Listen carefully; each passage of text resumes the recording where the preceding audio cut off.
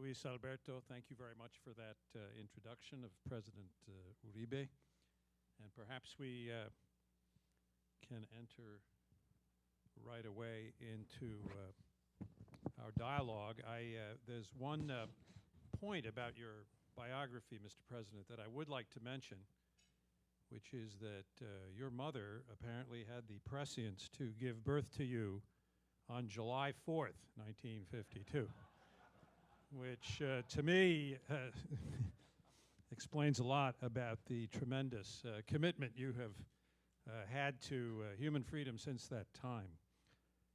And all of you know the biography of the president. In addition to his 8 years in office, he was also a senator in his country and also a governor of one of Colombia's provinces.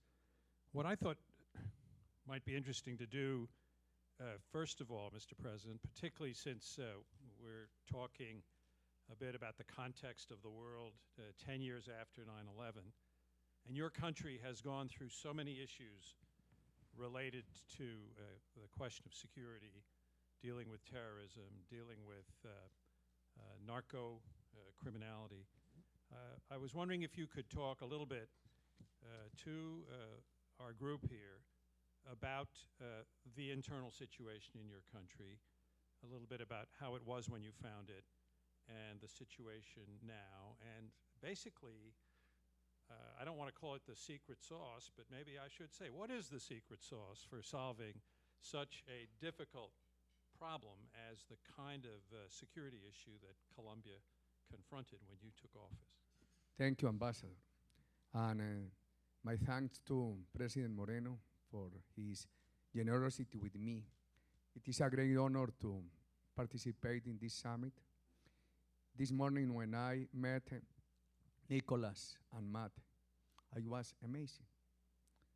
They are under 25, under 24, and they have this commitment and this force to convene this summit.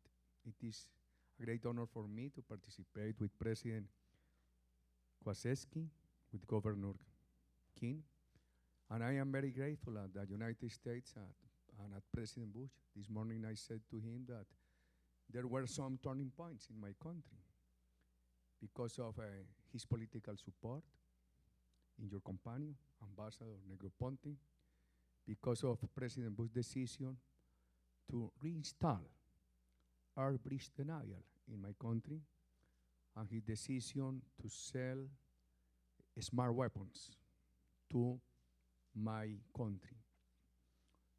We found a country with 200 years of independent life and only with 47 years of peace, with poverty close to 60, unemployment close to 20, the lowest investment rate. And we work with a combination of 3 pillars that we call the path for confidence. Security with freedoms, because in Latin America, security was equivalent to a path for dictators. For us, it was very important to speak about democratic security with pluralism. Second, investment promotion with fraternity. And third, social cohesion. Security and investment are the means, and social cohesion are the end, are the validator. What is the secret? Let me link your question with the main topic of this summit, the joint action between the public and the private sector against violent extremism. I have very many points, but I will give you only the titles for you to choose in which one we should go deeper first. We built a popular coalition with the private sector to express my country that Colombia was in need of security. Politicians never wanted to commit with security. Our coalition started with the private sector. and with ordinary citizens, not with politicians. This is what I call the necessity of the popular coalition to introduce any important change. Second, once in the presidency, we were in need to collect money to pay our security.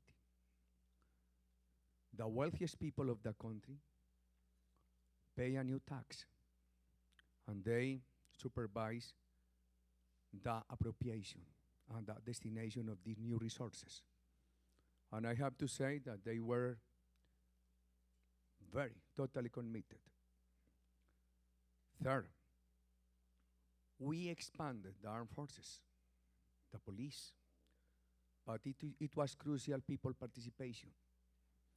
Every week we had town meetings with the army, with the police, with the intelligence services, and with communities. At the very beginning, people did not say anything. But when people realized that my government was strong enough to persevere with our policy on security, people came up to say to us what they thought.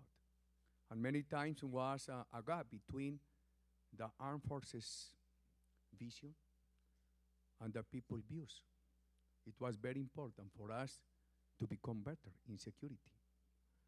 The other point was people cooperation.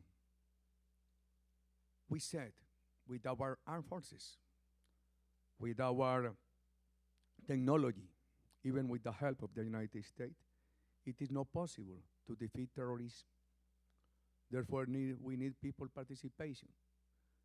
We create a group of 4 million people who became informants of our armed forces. We said to them, we need you disarmed, but with mobile phones. It was very important and very difficult to create because people were distrustful and the armed forces wanted to continue isolated from the people. But it was crucial. And of course, we manage the relationship every day. Other very important point is we call the private sector to help us in providing jobs, education for those members of the terrorist groups who deserted.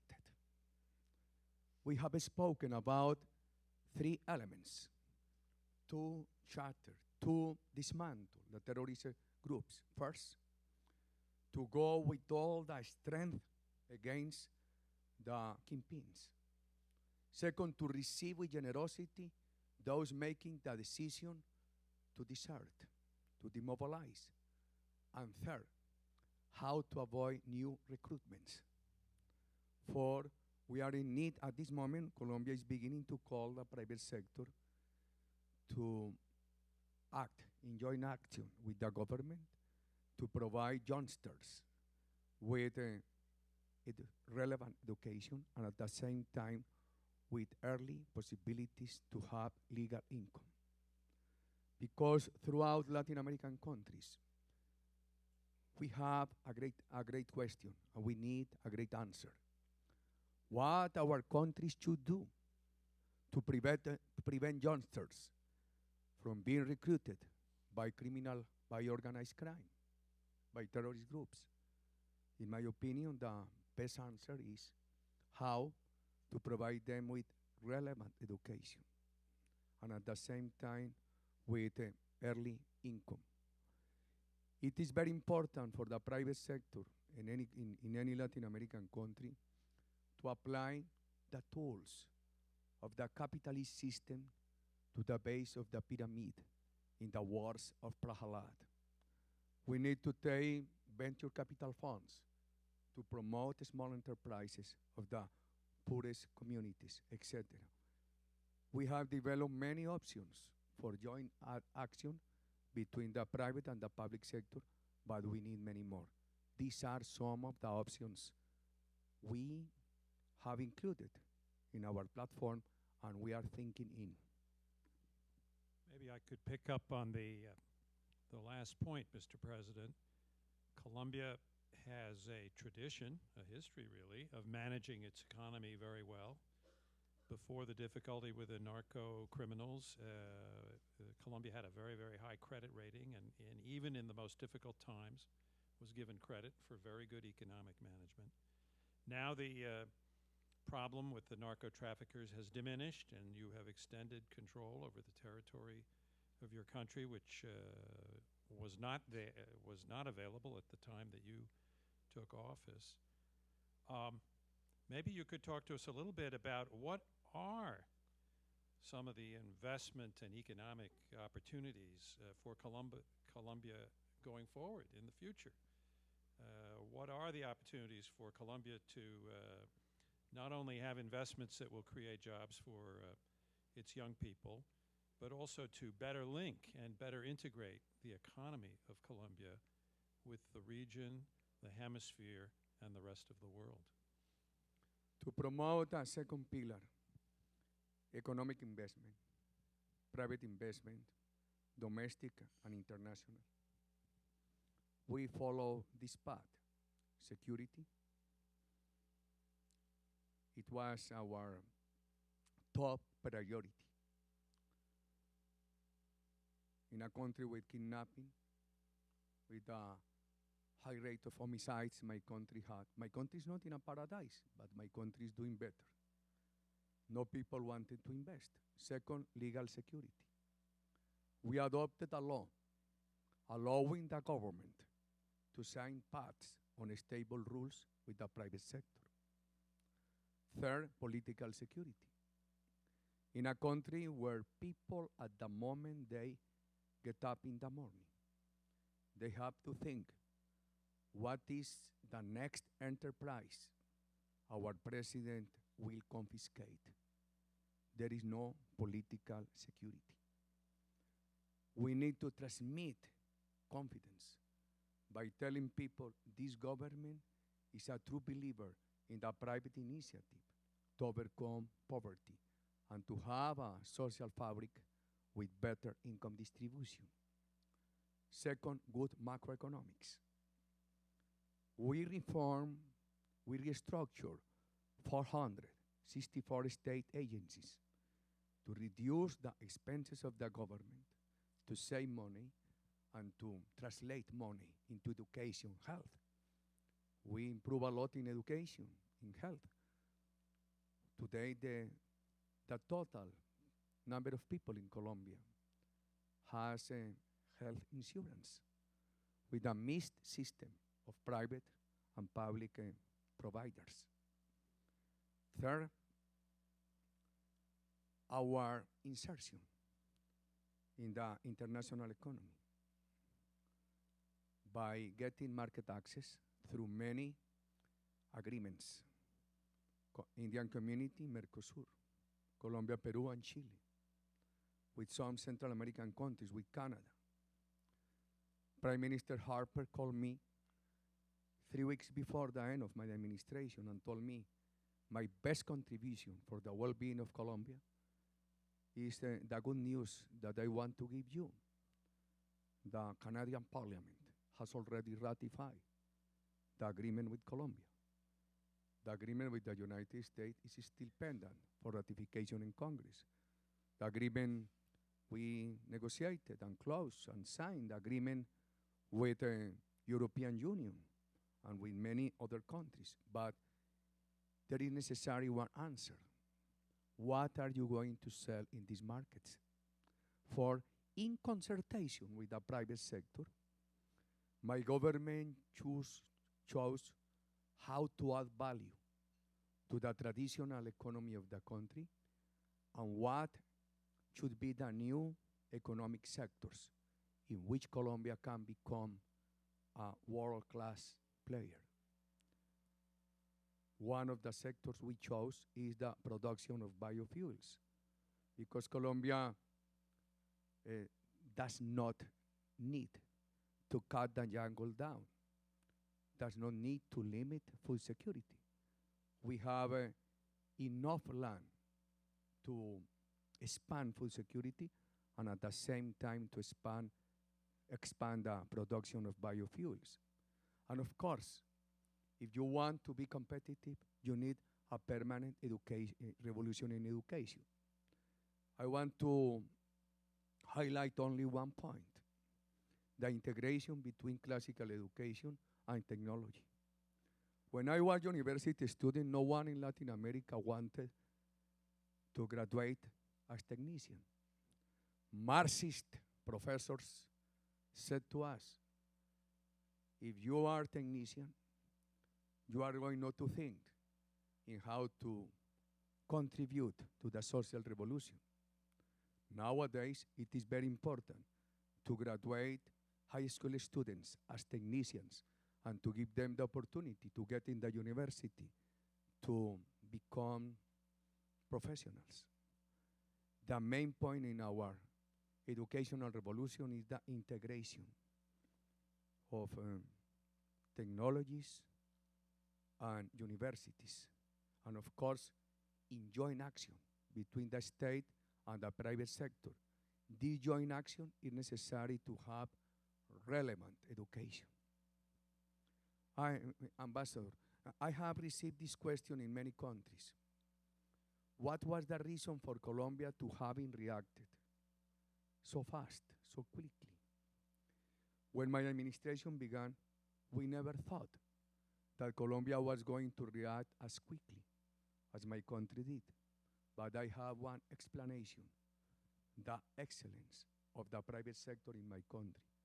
Once the private sector in my country began to realize that security was improving, that we had introduced incentives, the private sector reacted in the best way. And there was other concern. Many people said to us, you are going to have the highest rate of unemployment because the more you destroy narco trafficking, the more people will lose their jobs. Reality show us all the opposite. The more we succeeded in fighting narco trafficking, the more the private legal economy succeeded. Therefore, there is a myth we need to destroy in many Latin American countries. Colombia has still problems of narco trafficking, but my country has advanced a lot. As I have stated to you, Colombia is not in a paradise, but has good trends. Mr. President, we're running out of time, mainly because if we don't end this interview It was soon, said to me when I had completed 8 years in government.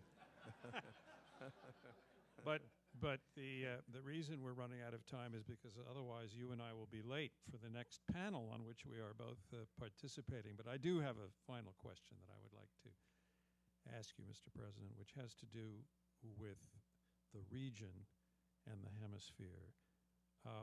You know, we hear so much talk in our public discourse about Asia is the future, China, India, look to the east. But Latin America, this hemisphere, is a continent that has gone through its difficulties and its challenges, and it has risen to those challenges. And could you talk a little bit just about your own perspective for the hemisphere, for your neighborhood, and its place in the world, and what you think the opportunities are?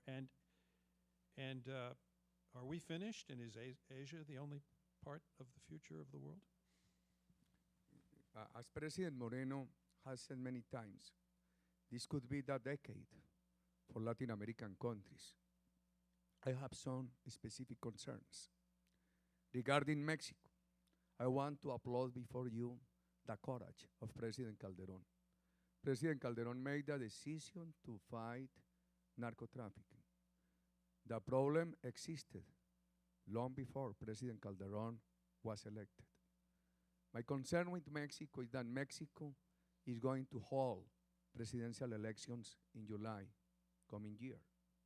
Therefore, we need that Mexico continues with the same determination to fight narco trafficking. Whatever the changes the new president wants to introduce in the tactics, in the strategy, and so forth. Second, there are some countries in Latin America that disregard security. This is the case of Venezuela. While Bogota, Colombian capital city, has 17 killings per every 100,000 inhabitants, pay attention, Caracas has 140. There are countries in Latin America that disregard the growth of narco trafficking. And there are countries such as the Central American countries and some in the Caribbean that have realized that they have to confront narco trafficking. However, they have very weak institutions and scarcity of budgetary resources. For it is very important that the international organization continues helping these countries. These are some of my concerns for the region. And one last concern. Latin America is no longer isolated for other regions' terrorism.